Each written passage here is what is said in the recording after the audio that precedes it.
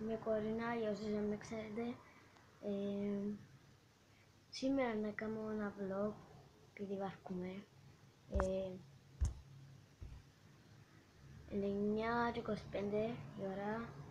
Σήμερα είναι Σάββατο νύχτα.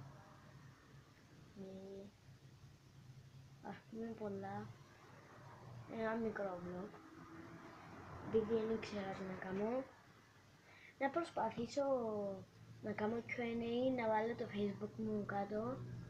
Όσοι θέλετε να γράψετε ερώτηση ή στα σχόλια του βίντεο, αν θέλετε.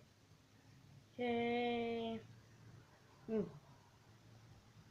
χτες ήταν η τελική γιορτή στο σχολείο μου. Πάμε γυμνάσιο.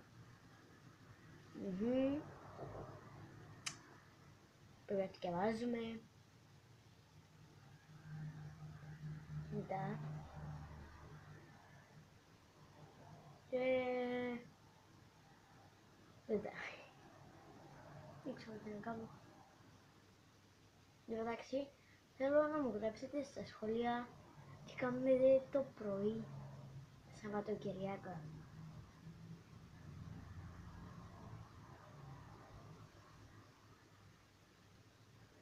Okay. Bye. Περιμένω ερωτήσεις, σχόλια. Γεια. Γεια.